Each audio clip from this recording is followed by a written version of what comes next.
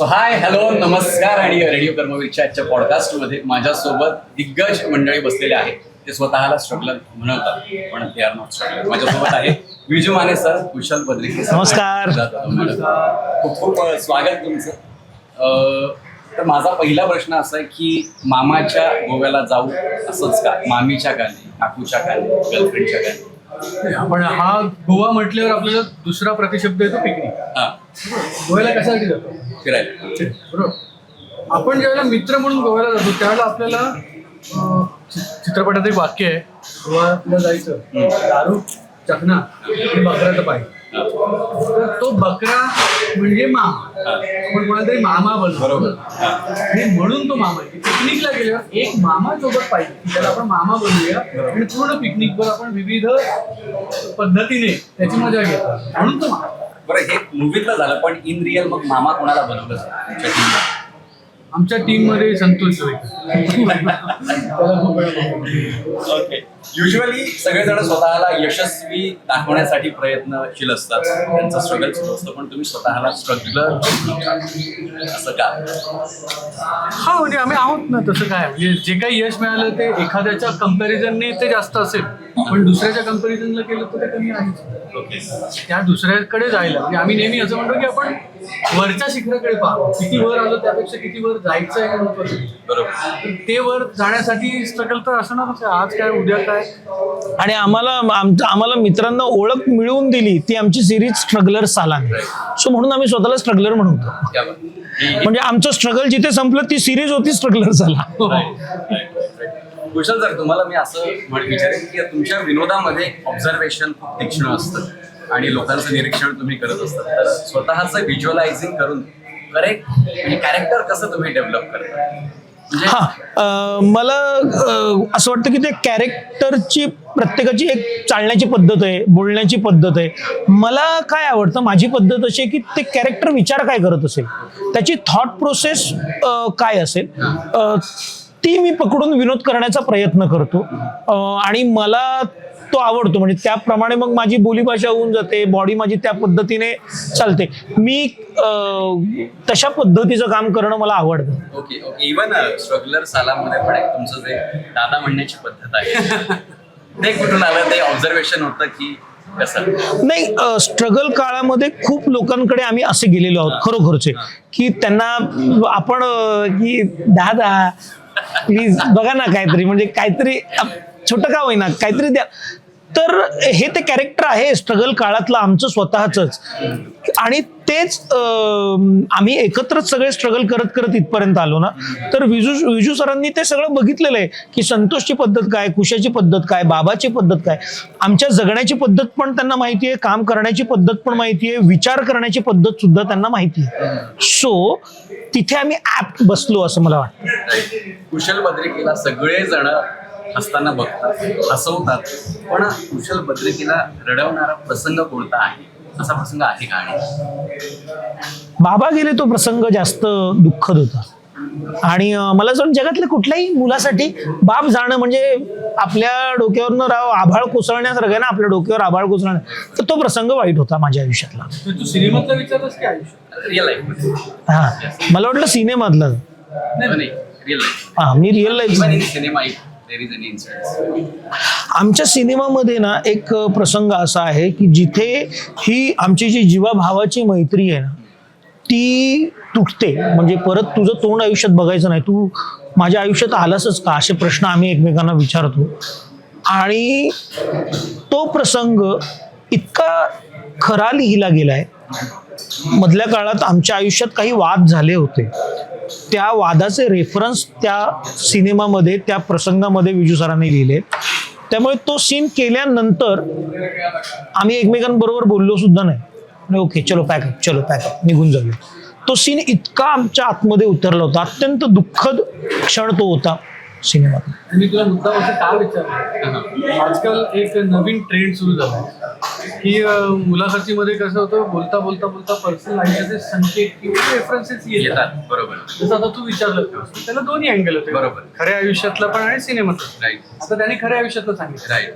आता काय होतं, काही नतद्रष्ट विघ्नसंतोषी माणसं याला असं म्हणतात की आम्ही सिनेमा पोहोचवण्यासाठी वेगळ्या प्रकारचं इमोशनल Marketing मार्केटिंग केलंय, right. त्याची गरजच नाही. नाहीये. ते प्रश्नाच्या ओघात आलं होतं. सिनेमा पोहोचवण्यासाठी आमचा सिनेमा पुरेसा आहे की Right. काम केलंय 100%. त्यासाठी असल्या कुठल्या तरी मार्केटिंगचे गरज नाही. अजिबातच गरज नाही बिलकुल. कुबड्यांची. बिलकुल. आणि आमच्यासारख्या माणूस ज्याची स्वतःची पब्लिसिटी आणि मार्केटिंग एजन्सी आहे त्याला तर असं घाणेरड्या गोष्टीची गरज बिलकुल. असते. म्हणून मी तुला स्पेसिफिकली विचारलं. Right right. मॅडम तुम्हाला मी विचारेन की या चित्रपटात तुमच्या कॅरेक्टर बद्दल काय सांगाल आणि हा चित्रपट स्वीकारण्यामागचं कारण काय?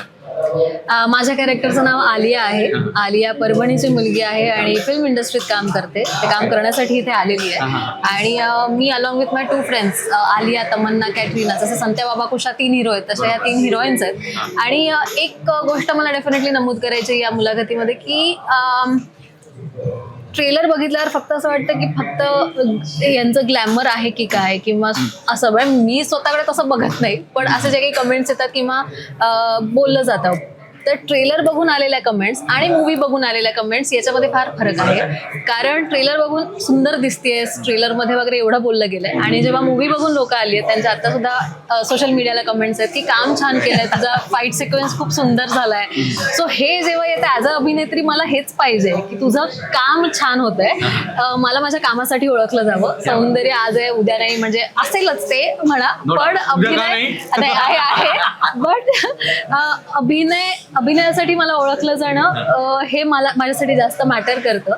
आणि ॲज यू आस्क्ड की हा सिनेमा का घेतला, तर पहिलं तर मी जेव्हा सरांना भेटायला गेले होते या सिनेमानिमित्त आणि सरांनी मला जेव्हा स्टोरी आणि मी ते PPT बघितली 5 मिनिट्सचं प्रेझेंटेशन, तर मी पहिल्या 2 मिनिटात विसरून गेले होते की मी इथे सरांच्या ऑफिसमध्ये बसले आणि मी इथे माझी मीटिंग मी अशी बसून मी जी काय अशी ग्रेसफुली बसले होते असं एक पायावर पाय ठेवून वगैरे, ते नंतर पाय सुटून मी अशी खुर्चीमध्ये पसरले होते आणि मी हसत होते लिटरली. आणि मग माझ्या लक्षात आलं ओके नाही आपण इथे मीटिंगसाठी आलोय आणि मला पण प्रेझेंट करायचं इथे, I am going to be a part of this film. So तसं ते ऑलरेडी नरेशन किंवा प्रेझेंटेशन तसं होतं की ती खूप सुंदर फिल्म असणार आहे हे त्याचं कळलं होतं की एंटरटेनर असणार आहे. सो अशा एका एंटरटेनरचा भाग होणं हे माझ्यासाठी फार महत्त्वाचं आहे आणि छान असणार आहे. का नाही, म्हणजे आपण कोणाच्या तरी 2 तास प्रेक्षक स्वतःची पर्सनल लाईफ बाजूला ठेवून जर सिनेमागृहात येत आहेत तर ते एक वेगळं विश्व अनुभवायला येत आहेत. आणि प्रत्येक धाटणीचे सिनेमे बनतात, इमोशनल बनतात, लव्ह स्टोरीज बनतात आणि हे मनोरंजन करणारे फार मोजके बनतात ज्याच्यात तुम्ही सगळं विसरून खळखळून हसताय फक्त. आणि जर कुटुंबासमवेत हसताय तर नथिंग लाईक इट. आणि हा सिनेमा तो आहे आणि मी त्या सिनेमाचा भाग आहे, त्यामुळे मला याचा फार आनंद आहे. या बात आहे. सोशल मीडियामुळे अपॉर्च्युनिटीज वाढलेल्या आहे असं वाटतं की अपेक्षांचं ओझं वाटतंय? काय वाटतं, काय सांगा? म्हणजे हे कोणासाठी पर्सनली की म्हणजे हा पर्सनली, कारण सोशल मीडियावर इतके कॉन्टेंट क्रिएटर्स आहेत ते आपल्याला आता मोठ्या पडद्यावर दिसतात, तर हो. म्हणजे या गोष्टीमुळे कॉम्पिटिशन वाढली की आधी साधारणतः चित्र वेगळं असायचं? डेफिनेटली म्हणजे आधी आपण सुपरस्टार्सना बघायला ती जी ओढ असायची त्यासाठी 70 mm लागायचं ना आपल्याला की अरे हा माझा फेवरेट ऍक्टर आहे, याच्याशिवाय दुसरं काही नसायचं. तो सेलिब्रिटी असायचा किंवा सुपरस्टार असायचा त्या 3 तासाच्या परफॉर्मन्स मधून. आणि जो शूट करायला अर्थात मेहनत लागली किंवा ज्याने थिएटर पासून म्हणजे मी फार रिस्पेक्ट करते कारण मी स्वतः थिएटर करून आलेली, त्यामुळे मला माहिती आहे की तो कलाकार कसा घडत जातो. So I always say with due respect to all content creators, I definitely want to mention this thing की या छोट्या स्क्रीनमध्ये आणि 70 mm स्क्रीनमध्ये बराच फरक आहे. तुम्ही 30 सेकंद बघून जेवढ्या पटकन विसरणार तेवढ्याच लक्षात राहणार आहे 70 mm ची मेहनत, कारण ती तेवढी मोठी आहे आणि डीप आहे, टू द कोर आहे. No doubt. डेफिनेटली. त्यामुळे मला कंटेंट क्रिएटर्स कॉम्पिटिशन वगैरे मी नाही बघत तिकडे तसं, कारण माझा बेस मजबूत आहे. त्यामुळे मला माहिती आहे की मला माझ्या अभिनयाच्या जोरावर काम मिळणार आहे. जर मला उद्या कोणी सोशल मीडिया फॉलोअर्स टचवूड माझं ते सोशल मीडिया सुद्धा स्ट्रॉंग आहे. पण जेव्हा मला कॉल येतो एखाद्या ब्रँड एन्डॉर्समेंटसाठी की we are looking for influencers, मी म्हटलं 1 minute, if you are looking for actors then call me. मी पहिलं ऍक्टर आहे आणि देन मग मी ब्रँड एन्डॉर्समेंट करते, then I am an influencer. तसं तुम्हाला कोणीतरी पाहिजे असेल तर डेफिनेटली मला विचारा. सो हा माझा कल डेफिनेटली असतो त्या गोष्टीकडे बघण्याचा. विजू सर, तुम्हाला हा प्रश्न विचारेन की ऍज अ डिरेक्टर कुशल बद्रिके यांना हाताळताना दिग्दर्शक म्हणून तुम्हाला जास्त मजा येते की?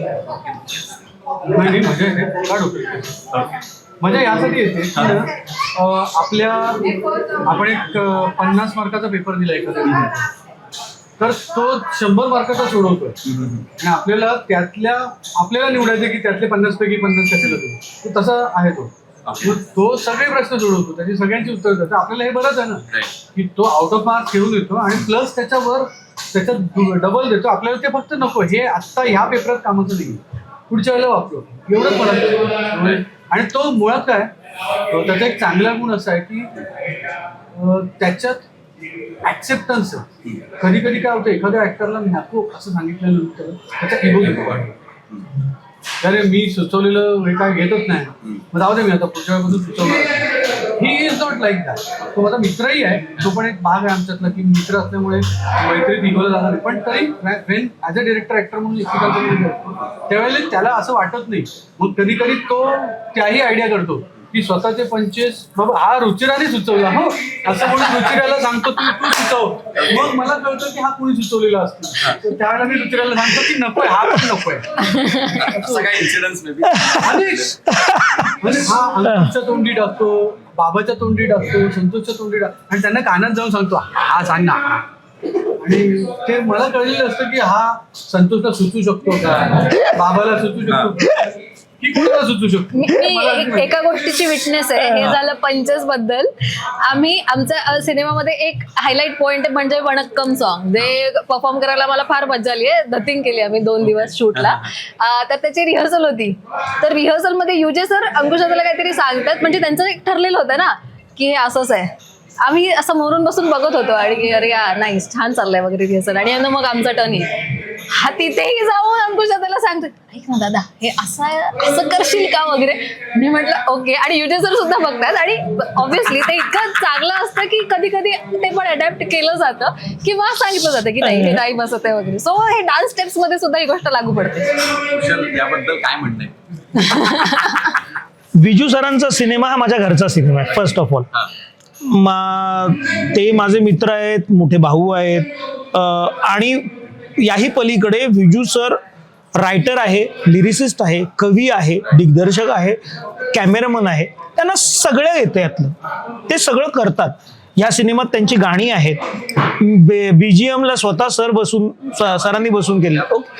तर इथे काय असतं ना, इथे तुमच्याकडे चुकण्याची संधी असते. बरोबर. तुम्ही चुकू शकता, तुम्हाला वाटेल ते तुम्ही बोलू शकता. आणि मी बोलल्यानंतर मला ते त्यांचा पॉइंट पटवूनही देतात की मी म्हटलं की इथे अगला तुगं लावूयात का सर, तर नको. तर मी त्याच्यावरती ओके नाही म्हणत, मी विचारतो का सर. मग त्या काचं त्यांच्याकडे उत्तर असतं. जस्ट बिकॉज की he is on that chair म्हणून नको असं नसतं. ते अगला तुगं का नको, कारण हे असंच आहे. ओ ओके ओके हां. ह्याच्यामध्ये माझ्यामधला एक जो माणूस आहे, एक कलाकार आहे, तो सुद्धा डेव्हलप होतो ना. हे शिक्षण आहे ना. आम्ही असेच शिकत पुढे जातो. Healthy discussion basically. हां हां. जास्त गरजेचं आहे. कुशल पॉप्युलर झाल्यानंतर, एक फेम मिळाल्यानंतर सर्वात मोठा बदल स्वतःमध्ये कोणता जाणवतो? जबाबदारी वाढली असं वाटतं. ओके. आधी मोकळेपणे कसंही कुठेही फिरता येत होतं, तसं आता होत नाही. आता एक असतो की फॅमिली टाइम नाही मिळत. तर तुम्ही कसंही वागू शकत नाही बेजबाबदारपणे. तुम्हाला तो सामाजिक भान तुम्हाला कायम राखावं लागतं. असं नाही होत की तुम्ही खूप कंटाळलायत आणि तुम्हाला बस रिलॅक्स करायचंय, चिल करायचंय तुमचं. रात्रीचे 12 वाजलेत आणि तुम्ही जेवायला बसलेले आहेत आणि लोक फोटो काढायला येतील, तेव्हा हे भान तुम्हाला असलं पाहिजे की पुन्हा ह्या प्रेक्षकांबरोबर मी कधी भेटेन मला माहित नाही. त्याच्या आयुष्यात, माझ्या पूर्ण लाईफ टाईम मध्ये हा कदाचित एकमेव क्षण असेल. माझ्या आयुष्यात रोज हा प्रसंग घडतो है ना. पण हे एक सामाजिक भान तुम्हाला राखावं लागतं. तो मी टाइम थोडासा कधी मिस आउट होतो. मराठी सिनेमा समोरचा सगळ्यात मोठा आव्हान कोणतं वाटतं मला ऍज अ डिरेक्टर, प्रोड्युसर? हे उलट मराठी सिनेमाचा सुवर्णकाळ आहे. ओके. मराठी सिनेमाचा हा सुवर्णकाळ आहे. कारण हा माझा 10वा सिनेमा. बरं. 2006 साली माझा पहिला सिनेमा आला होता, बरोबर. आपला गोजिरी गेली 20 वर्ष मी सिनेमासृष्टीत दिग्दर्शक म्हणून वावरतोय. त्यातले 4-5 सिनेमांना मी निर्माता म्हणूनही काम केलेलं आहे. तर त्यामुळे मला त्यातली सगळ्या प्रकारची आव्हानं माहिती काय होती. आता उलट सुवर्ण काय आहे, 100 कोटी मराठी सिनेमा गाठी शकेल विचारही नव्हता प्रवीण तरडेंनी करून दाखवला. विचारही नव्हता. तर त्यामुळे हा सुवर्ण काळ एका पाठोपाठ एक back to back. आणि हिंदीला जिथे ते धाप लागते 30 आणि 40 कोटी करायला धाप लागते हिंदीला, तिथे हा मराठी सिनेमा 100 कोटी करतोय बिग थिंग, आणि 2 करतात लागोपाठ. तर हा सुवर्ण काय Right. आणि OTT मुळे थिएटरला धोका निर्माण झाला अजिबात नाही, असं काय वाटतं? अजिबात नाही. म्हणजे मी माझ्यापुरतं सांगतो, त्यांची मतं मला नाही. I am a big screen freak person. माझ्या घरी ज्या वेळेला OTT वर एखादा काहीतरी लावलं जातं कॉन्टेंट, तर ते जर बिग स्क्रीनवर मी पाहिलेलं नसेल, या ना त्या कारणाने की तो आलाच नाहीये सिनेमा म्हणून पडद्यावर, किंवा एखादी सिरीज, तर मी ती त्याला पाहिजे. पण एखादा जर सिनेमा आहे, तुम्ही सांगितलं की राजा शिवाजी लागलाय आपण OTT वर, तर मी नाही बघत, मी थिएटरला जाऊनच बघतो. तर तो थिएटर साठी बनवलंय, थिएटर एक्सपिरियन्स. तो एक्सपिरियन्स मॅटर करतो. Right right. मला माहिती. मला असं विचारायला आवडेल की आधी ऑडिशन्स असायचे, पण आता स्क्रीन टेस्ट असते, तर आजही धडधडतात का म्हणजे स्क्रीन टेस्ट किंवा एकदम आधीच्या ऑडिशन्स वेगळ्या असायच्या. आधी आम्हाला रॅन्डम बोलवलं जायचं. आता ज्या स्क्रीन टेस्ट होतात त्याच्यामध्ये की एवढंच बघितलं जातं की लुक टेस्ट होते. त्यांना माहीत असतं की कॅपॅबिलिटी माहिती आहे की हा ॲक्टर हे काम करू शकेल. त्यामुळे फक्त त्या ऑडिशनमध्ये लुक टेस्ट मॅटर करते की हा तसा दिसू शकेल का आणि तो त्या रोलमध्ये कसा वाटेल. आता ते स्ट्रगल थोडंसं संपलंय की यार हा करू शकेल का रे हा करू शकेल, एवढं शाश्वती निर्माण झाली आहे. जी. रुचिरा, असं विचारायला आवडेल की शूटिंग दरम्यान सर्वात जास्त कोणत्या कलाकारांना सगळ्यात जास्त केमिस्ट्री कुठल्या कलाकारांसोबत होती काय? नाही, सगळ्याच कलाकारांसोबत असं काही एक पर्टिक्युलर कलाकार नाही की ज्याच्यासोबतच केमिस्ट्री होती. कारण मुळात आमचे सगळे सीन्स जे होते सगळ्यांचे असे एकत्र सीन्स होते. अर्थात विदुला, नेहा आणि आमचे जास्त सीन्स होते कम्पॅरेटिव्हली, त्यामुळे त्यांच्यासोबत जास्त वेळ घालवला इतकंच. बट अदरवाईज ऑन सेट आमची जी काही ऑनस्क्रीन केमिस्ट्री आहे ती सगळ्यांची एकत्र आहे. त्यामुळे डेफिनेटली मी सगळ्यांबरोबर छान केमिस्ट्री होती. पुढचा जे प्रश्न आहे तो तुम्हाला तिघांसाठी एकेकाने ते उत्तर द्या. यशाची व्याख्या काय आहे? How to define success? दुसऱ्याला आनंद होतो ते आपण ज्या डिरेक्टर बरोबर काम केलंय त्याला पुन्हा आपल्या बरोबर काम करावंसं वाटणं, हे मला ऍक्टर म्हणूनच यश वाटतं. क्या बात, वा वा वा, जबरदस्त. समाधान माझ्यासाठी एखादं काम करून जर मला समाधान मिळत असेल मला स्वतःला, तर ते माझ्यासाठी यश आहे. आणि अर्थात बिंग अन ॲक्टर एक तर 2 गोष्टी असतात, एक तर मी स्वतःसाठी काम करते आणि प्रेक्षकांसाठी. सो जेव्हा मला समाधान आहे आणि माझ्या प्रेक्षकांच्या चेहऱ्यावर जर माझ्या कामात थ्रू समाधान आहे, सो ते माझ्यासाठी यश. ओके, नेक्स्ट क्वेश्चन इज अपयशानं तुम्हाला काय शिकवलं? अपयशाने तर आयुष्य दिलंय. इतकं अपयश बघितलंय ना, तर जे घडलंय ते अपयशातूनच घडलंय आतापर्यंत. जे आता तू मगाशी म्हणाल की तुम्ही यशस्वी असेल स्ट्रगलर म्हणता, नाही, आम्ही अपयश एवढं बघितलंय ना, तर ते काय अपयश ही यशाची पहिली पायरी आहे. आमच्या यश म्हणजे यश असतं. पायऱ्याच संपत नाही. तुम्ही ते सक्सेस असतं. पायऱ्याच संपत नाही. अपयशाने मित्र दिले. अत्यंत आयुष्याच्या अपयशी काळामध्ये सोबतीला जे मित्र होते ते यशाच्या शिखरावर असताना सुद्धा माझ्या सोबत आहेत. स्ट्रेंथ दिली आणि स्वतःवरचा विश्वास अजून वाढवला. की एकतर अपयश झाल्यावर एकतर आपण खचून जातो किंवा स्वतःवर विश्वास ठेवतो, या 2च गोष्टी होतात. आणि मी चूज केलं दुसरं ऑप्शन, म्हणजे स्वतःवर विश्वास ठेवणं. त्यामुळे तो वाढतच चाललाय. काही रॅपिड फायर क्वेश्चन्स आहेत. सो गोवा म्हटलं की पहिला शब्द कसिनो. काय किस्सा याचा?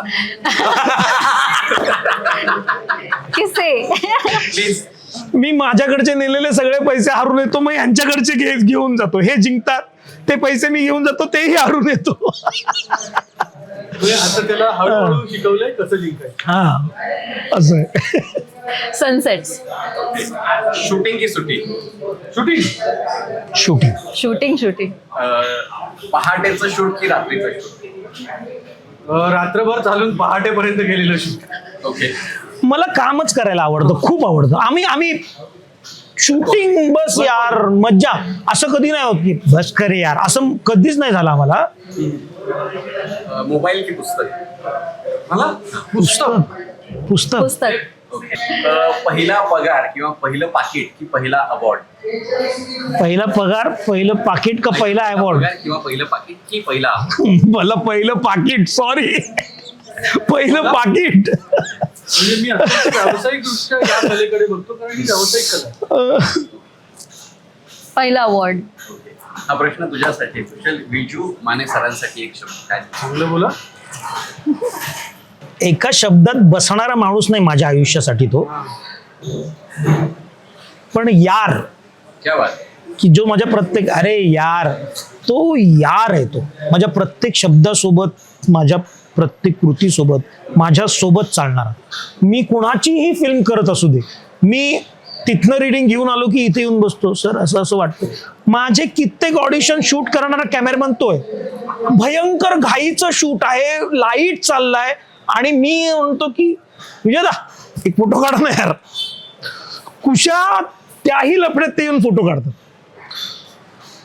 माझ्या अडीअडचणीत तर माझ्या सोबत, मी ठाण्यात आलोच ते ह्यांच्या भरोशावर की ठाण्यात कोण आहे, माझं कोण आहे, तर हा माणूस तो यार आहे.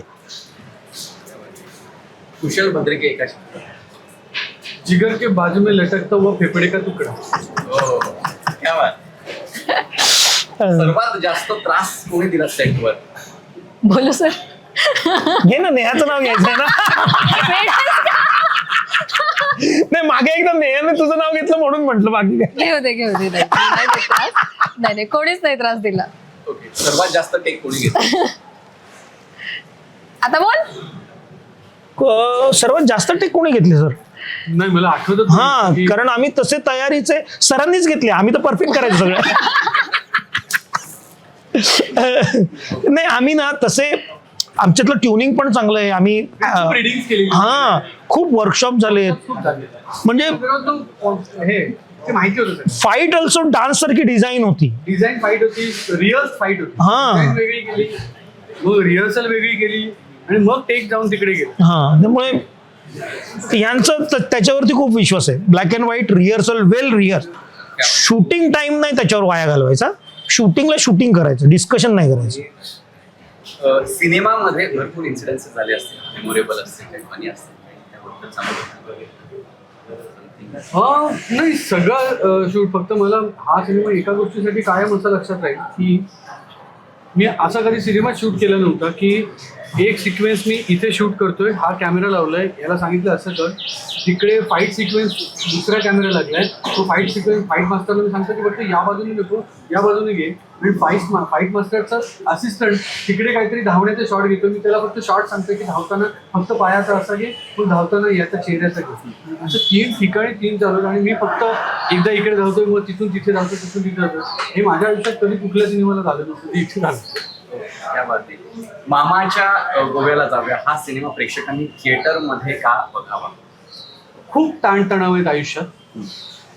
माझ्या कुटुंबासोबत मला 2 तास असे हवेत की ज्या वेळेला मला हे काहीच आठवणार नाही, चिंता, टेन्शन, अमुक. मला फक्त वाटेल ते हसावंसच वाटेल. हसला नाही तर जगला नाही. हसायचं असेल तर या, हसायचं नसेल तर नका. तुमच्या कुटुंबाला जर खळखळवून हसवणारा जर का सिनेमा हवा असेल तर तो एकमेव आत्ताचा आहे, तो म्हणजे मामाच्या गोव्याला जाऊया. तुमच्या मित्रांना हसवणारा सिनेमा, तुमच्या कुटुंबाला हसवणारा हा एक सिनेमा आहे. सो मज्जा करायला या. क्या बात. एक छान कथा, त्या कथेत दर 1-2 मिनिटाला येणारे छान गमतीशीर संवाद, विनोद जे तुम्हाला हसवतात, आणि त्या कथेशी रिलेटेड सगळे कॅरेक्टर्स जे सगळ्यांनी जगलेत, त्यामुळे तुम्ही एकरूप होता त्या कॅरेक्टर्सशी आणि त्यामुळे तुम्ही त्या कथेचा भाग होता. त्यामुळे 2 तास तुम्ही जे सिनेमागृहात येता तर तुम्ही ती कथा जगता आणि छान हसत हसत बाहेर पडता. इतकं सिम्पल, काही त्यात फार डोकं लावायचं नाहीये. आणि घरी गेल्यानंतर सुद्धा ती कथा तुमच्याबरोबर थोडा वेळ का होईना डेफिनेटली राहते. सो त्यासाठी डेफिनेटली यायचं. क्या बात. आय एम प्रिटी शुअर की सगळे व्ह्युअर्स जे आहेत ते हा सिनेमा बघतील आणि आय विल अपील की तुम्ही प्रत्येकानं जाऊन हा सिनेमा अवश्य बघा. थँक्यू सो मच, तुम्ही आम्हाला वेळ दिलात आणि इतक्या मनमोकळ्या गप्पा मारल्या त्याबद्दल. Thank you. All the best for this movie. आणि मला आय एम सॉरी मी या फोनवर आहे, कारण मला कंटिन्युअस इतर गोष्टी पण मध्ये मध्ये बऱ्यापैकी फोन होतो, पण कंटिन्युअस इतर गोष्टी प्रोड्युसर असल्यामुळे ऑनलाईन राहावं लागतं. पण मजा आली तुझ्याशी गप्पा मारून. मला पण तुला खरंच अप्रिशिएट करावं असं वाटतं की खरं तर जेवणाची वेळ टळून गेली, भूक लागली, पण तुझ्याबरोबर गप्पा मारताना इतकी मज्जा आली ना, पुन्हा एकदा सिनेमा चाळावा असं झालं आम्हाला हा, म्हणजे उगाच ना? नाही, काय कसं हा, वाटतंय कसं वाटलं? हा. माय गॉड, शपथ तू इतके सुंदर प्रश्न आणले छान होते होते. की आम्हाला एकदा सिनेमा चाळल्यासारखं झालं खरंच. Thank you so much. आणि I wish you all the best की हा सिनेमा सुद्धा 100 कोटी क्रॉस करा. थँक्यू.